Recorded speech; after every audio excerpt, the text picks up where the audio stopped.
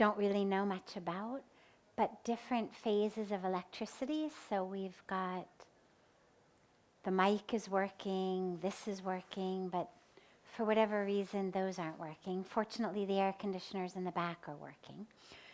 But as we go on, probably other phases will come and go.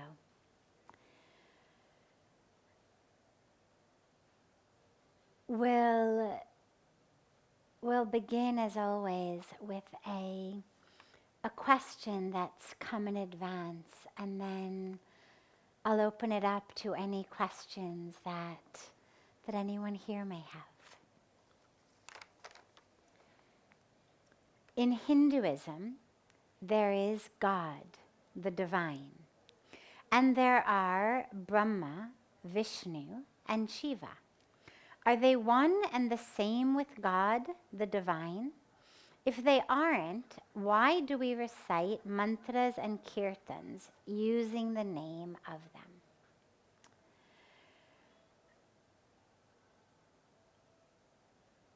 When we speak about God, there's different levels that we can talk about. And it's not so much higher or lower or better or worse. It more has to do with a fullness and completeness, and another level of also talking about it.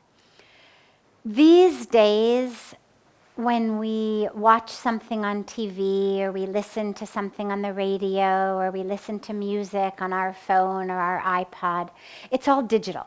So you've got, a remote control, or you're pushing a button. But we used to have TVs and radios that actually had knobs. They had dials, and you would actually have to turn a dial to adjust your radio station, and you would turn a dial to adjust your TV station.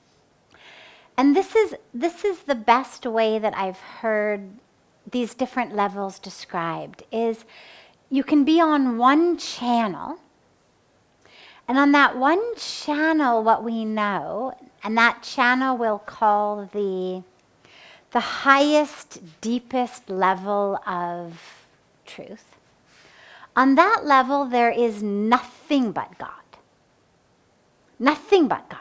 So it's not just Brahma, Vishnu, Shiva, or even just one God divine existing somewhere, as Puja Swamiji says, on cloud 9. Not even that. But literally nothing but God. This is the truth, the teaching of the school called Advaita Vedanta. Nothing but God. And then you turn the dial, and we come on to another level. And that level, and again, we're not going from good to not so good. It's just another turn of the dial, another channel. And on that level, we have what you could call the bhakti tradition, or a dualist tradition, where you have God, and God is out there, and whatever name we want to use for God. And then you have the lover of God over here, and we pray to God, and we chant God's names, and we love God. And we love God so much that ultimately, eventually, automatically, that dial actually turns on its own into an experience of the lover and the beloved become one. But it's a way in through love. And if there's nothing but God, it's very hard to fall in love. It takes a lot more of a level of understanding and deep experiential awareness to love myself so much that tears pour down my face, to love a nameless, formless, infinite presence so much that I merge into it. That's a very difficult task to undertake. It's much easier to love God in the form of Lord Krishna or Lord Ram or Hanumanji. I mean, it doesn't matter what form we love, but we love and we love and we love and we love and we love, and eventually the lover and the beloved merge into one. On another channel, and again, we're not talking about good or bad, but on another channel, instead of simply talking about God out there in any form, by any name, it doesn't matter because it's just the object of my love and I'm over here as the lover. On that other channel, we actually have different manifestations of the divine based on different attributes. And so if we talk about, well, what does God do? Take God the divine, the supreme reality. Well, God creates, because we know, of course, there is creation. Plant a seed in the ground, you're going to get a sprout, you're going to get a tree. Well, who does that? In women's wombs, who turns sex between a man and a woman into life? Right? That's creation. We're going to talk about the act of creation. Who does that? So that's one aspect that you could say of what God does. From the original creation, that in science we'll talk about as the Big Bang that kind of made all of this happen, as well as that which existed prior to the Big Bang. The creation of all of that actually had to bang together in a big enough way that the rest of us eventually happened. So that's one aspect of divinity, creation. Another aspect of divinity is sustenance. So the tree that emerges from the seed lasts for a while. Doesn't automatically die, but it also doesn't last forever. The baby that emerges from the womb, again, lasts for a while, not forever. Whether it's a minute, a year, 10 years, 90 years, it's going to last for some period of time. And then we have the aspect of what you could call destruction or dissolution. And that's the other end of the spectrum. But it's actually a cycle rather than linear, because that destruction or dissolution does so in order to create the space for creation. So for example, you've planted a seed.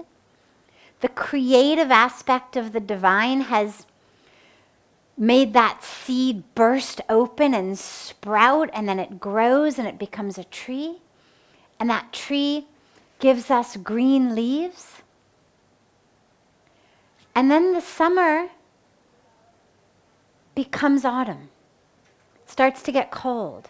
And those green leaves turn yellow and red and brown, and they shrivel up and they dry.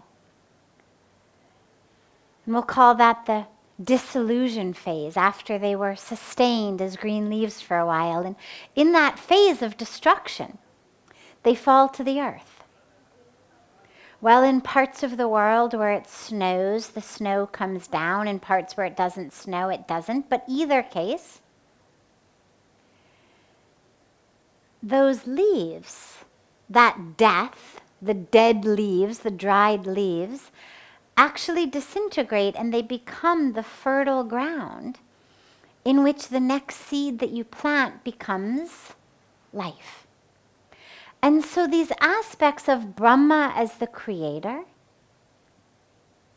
Vishnu as the sustainer, Shiva as the destroyer or dissolver, are aspects of what God does. And that's on this channel over here. But all channels are good, and it doesn't matter how we think of them. If it works for you to simply chant, "Oh God, oh God, oh God," "Hey Bhagwan, hey Bhagwan, hey Bhagwan," great. If it works to you to just chant Om, that sound of the divine, that sound of infinity, great. If it works for you to chant Hare Krishna, Hare Ram, great. If it works for you to chant Om Namah Shivaya, great. Doesn't matter. Doesn't matter how it works for you. What matters is find which channel works easiest for you. Which channel, when you watch it or connect with it, feels like, this works for me. Because for most people, one of them is going to work the best. For some people, it's much easier to just connect with God. Maybe there isn't such an aspect of love or devotion, but just an aspect of merging through awareness, through gyan, of oneness. For some, it's going to work much better to merge through love. For some, it's going to work much better to just have an understanding of the divine in these three different manifestations: creation, sustenance, dissolution. Again, doesn't matter. All that matters is connect. Do you want to connect to a nameless, formless divinity? Great. You want to connect to God as separate from you through love and devotion, bhakti and puja? Great. You want to connect to God through an understanding of the different aspects and elements? Great. Whatever works. Just connect. And if chanting connects, chant. If quiet meditation works, quietly meditate. If service works, seva works, serve. Whatever works for you, just connect. That's what the core teaching is about. Before taking any of the other questions that have come in advance, I'm happy to open it up to any questions that are here, if there are any. Yes. Connection you have talked about, Sadhvi. So, how to not lose that connection even for a fraction of a second? Great. So how do we not lose that connection with God, even for a fraction of a second? Okay. Even in the intensest of activities which we do, everyday work which we are doing. Of course, of course. It doesn't work. If activity is going to make you forget, then usme matlab zyada dam nahi hai. So how do we have that connection that stays with us? There's only two ways that I know. One is either realize that you are one with God, that God is who you are, through that merging into God, that there is absolutely no distinction between you and God, a very difficult place to get, or through loving God so much that whatever you do, it doesn't matter because you remember. When you fall in love with a girl, or a woman. You're old enough for it to be a woman. When you're really in love, you don't have to keep trying to remember her. Puja Swamiji always says, we don't take a jap mala and start chanting, Jyoti, Jyoti, Jyoti, Jyoti, because you're in love. You only have to remember it when that love has started to fizzle.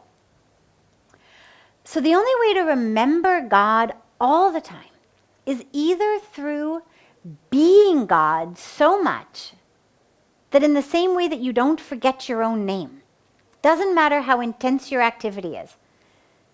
If someone says to you, Naam kya hai? You're going to know, Nitin. You're never going to, oh, chalo, I got so busy, I forgot, bhul gaye. You're never going to forget your own name. You're never even going to forget any aspect of who you are. Because it's you. And the other way, you're never going to forget your loved one if you're really in love. Doesn't matter what you're doing. You're working, you're thinking about them. You're eating, you're thinking about them. You're driving, you're thinking about them. In fact, even if you want to forget, you cannot. Someone was asking me just the other night as I arrived in from Japan, we had met in the airport, and was saying to me, I need to forget someone. I need to forget this woman. She's not good for me. I cannot forget. So even when you want to forget someone you're in love with, you cannot. No matter how busy you try to make yourself, doesn't work. So these are the only two ways that I know to always remember God. And from what I've seen in my life and from what I've read, the second way is much easier. Because when we are in meditation, or when we are in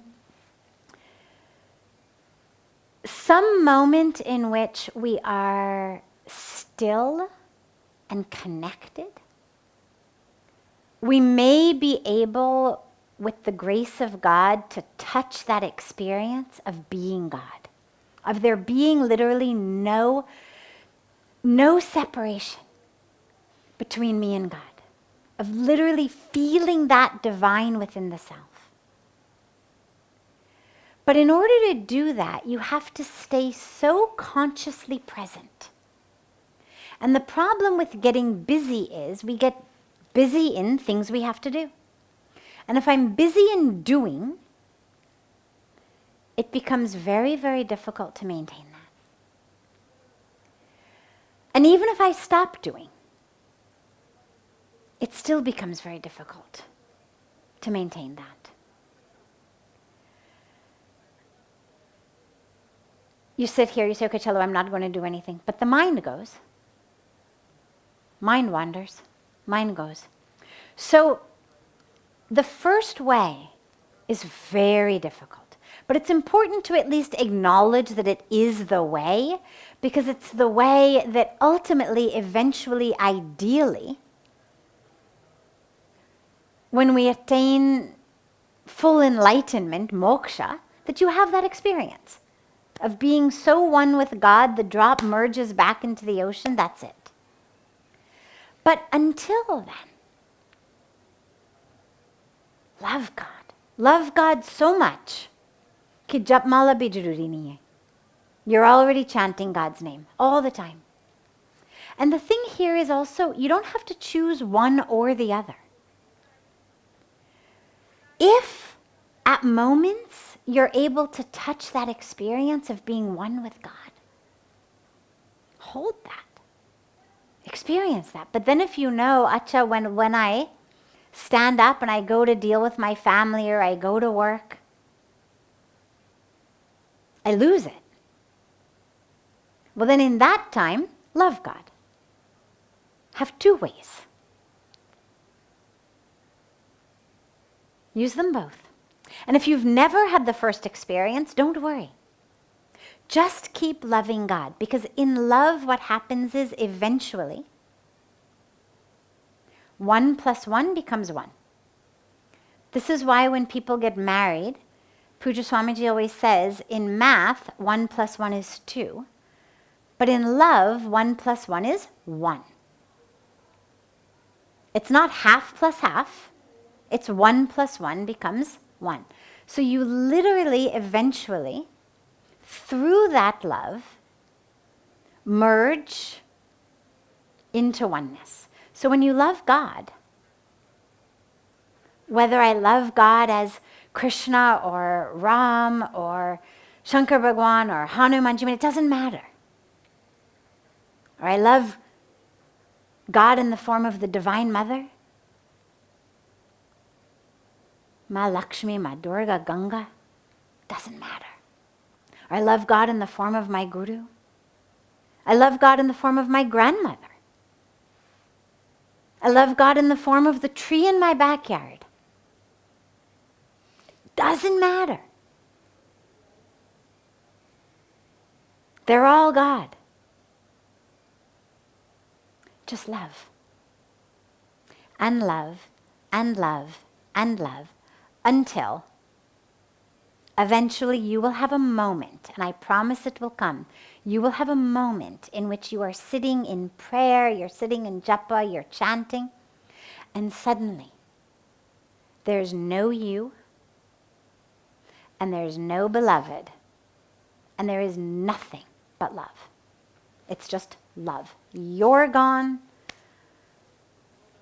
Object you love is gone, and nothing exists but love with a capital L.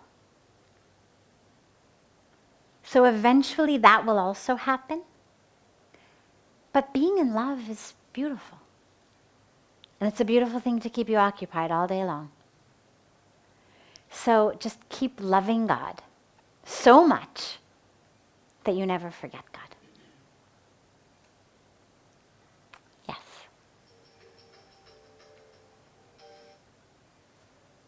Sadhvi, how to develop that love and how to intensify it? And the second thing, you said while working, while eating, what about sleep? Okay. So how to develop that love? So unfortunately, as anyone who has ever been in an arranged marriage that didn't work out so well knows, it's very difficult to force yourself to love someone. It's very difficult to generate love out of nothing.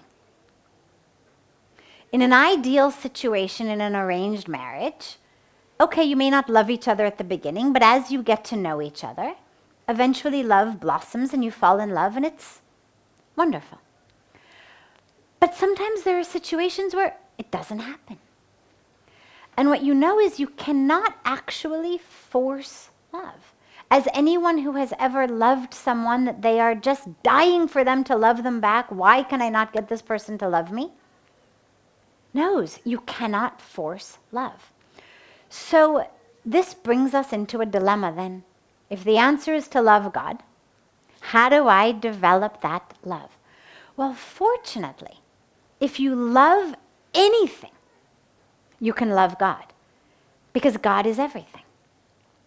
And so if you don't find yourself able to love God as Krishna or as Ram or as Shiva or as Hanuman or as Ma Durga or as any of the options that our typical scriptures and culture give us, don't worry. Can you love your mother? Can you love your father? Can you love your grandmother? Can you love your child? Can you love the tree in your backyard? Can you love a sunset? Can you love your guru? Can you love anyone? As long as you can love a being, you can love God, because God is that being. The core essence of any being you love is God. whoever it is. This is where we always talk about, the truth of who we are is God, right? We always talk, this body, this identity, this role, this is the false self. The true self is divinity. And that's not just for me to understand myself. That's also for how we interact with each other. But what is important is when you're loving someone else, if your goal in loving them is to love God, then you have to see them as God instead of focusing on, oh, you're so beautiful. Oh, I love your hair. Oh, I love your smile. Oh, I love how soft your hands are. Oh, I love your waistline. Oh, I love your calf muscles. Oh, I love... Rather than that, you have to focus on looking in their eyes and seeing God in them. Doesn't mean you can't also love their smile and all of that. Form is beautiful. God has given us a beautiful creation. Nothing wrong in loving the form of that creation. Whether it's a tree or your wife, either way, both beautiful aspects of creation, or a sunset. But in them, we need to be loving God.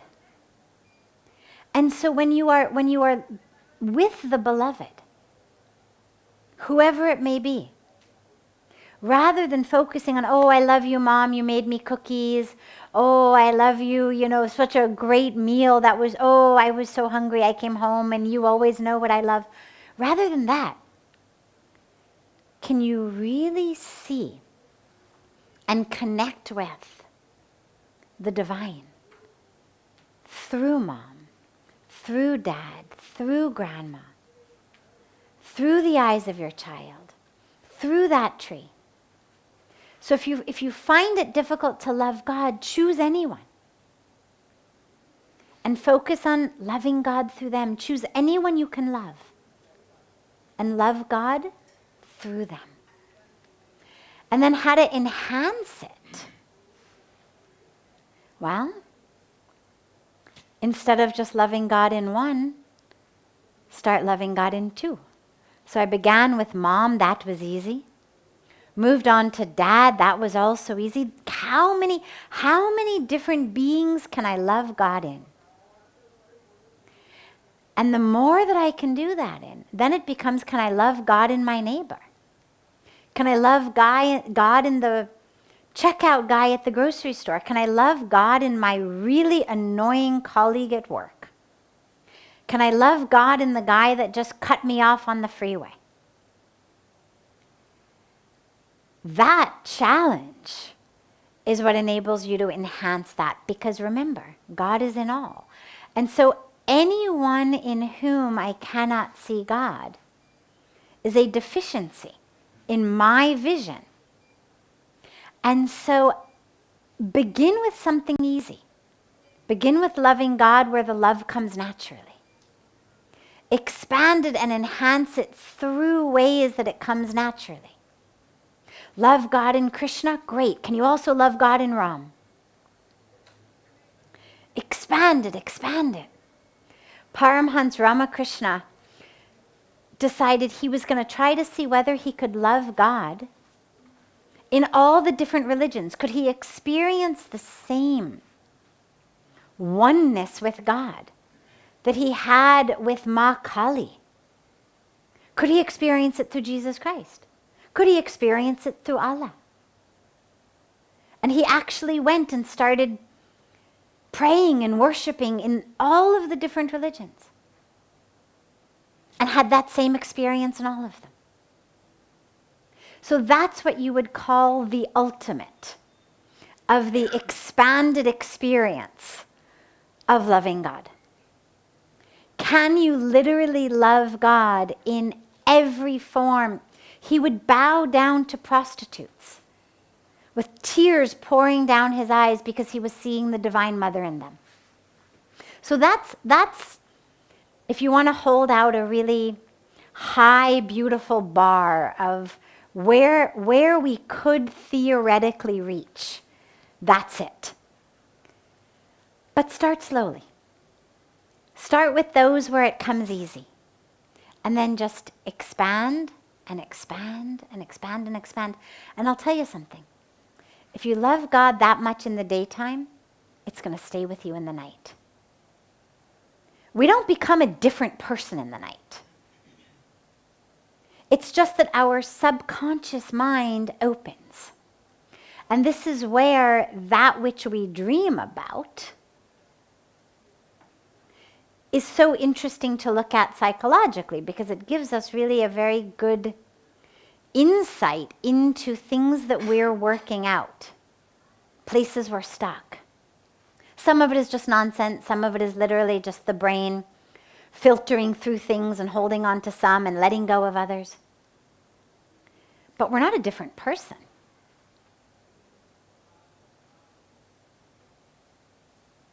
So if you love God in the day, and you remember God in the day, you're going to love God in the night. Yes. So finally choose only one. Huh? I'm sorry? Finally choose only one.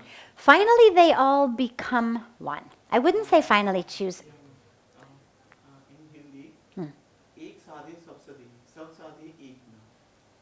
So finally choose one and do practice. You know, everybody's spiritual practice is so different. And God has been so merciful to us and so compassionate and so kind to say, here's all the different ways I'm going to let you know me, all the different names and forms. And then, oh, are you the intellectual type? Okay, no problem. Let's go in through Gyan Yoga. Go in through wisdom. Go in through inquiry. You're not such a devoted type? No problem. Go in through inquiry. Go in through Gyan Yoga. Go in through Karma Yoga. Go in through service. Go in through Bhakti Yoga. Go in through however you want to go in. God's been so compassionate. And in that path of Bhakti Yoga, okay, here's an almost infinite number of ways you can worship. And so really the only rule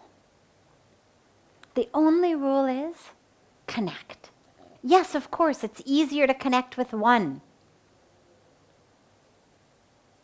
than with 100 when we are first on the path. First on the path. But then ultimately, when you really connect with God, you see God in all. So whether I connect with Krishna and I see Krishna in all, or I connect with Ram and I see Ram in all, connect with the Divine Mother, I see the Divine Mother in all. It's not that I connect with one and I can only see that one and it's only in my corner or on my shelf. That one I connect with becomes the one I see in all. So, yeah, choose one. Choose that which works best for you. Connect deeply. But then try to see that one in all. Do you love Krishna? Great. Well, can you see Krishna in all? Whatever form works for you, can you see that form in all? Can you see that form everywhere? When in the Gita, when Bhagwan Krishna showed Arjuna his full form, why did he do that? So that Arjuna and the rest of us, through Arjuna, would learn, oh wait, oh yeah, I've loved you like this, I've known you like that, I've worshipped you like this, but oh wait, you're everything. So that there never could be any confusion that Lord Krishna is not this or not that. If he's everything, infinite. then ultimately we should be able to see him in all. And if you can't yet, don't worry. Just keep loving him. Just keep loving and loving and loving and loving and loving. Love is the way. And it'll make everything happen.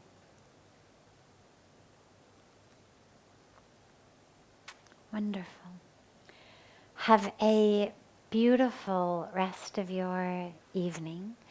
We will not have satsang tomorrow because tomorrow is Ganga Dashera, and the program on the banks of Ganga will run late. There will be a beautiful, beautiful chanting of the Ganga Stotras, a longer arti with blessings, messages, a dance on Ganga. So there will be a whole program there. So we will not have satsang tomorrow, but we will gather back for satsang from day after tomorrow, the 13th, which is a very sacred day also called Nirjala Ekadashi.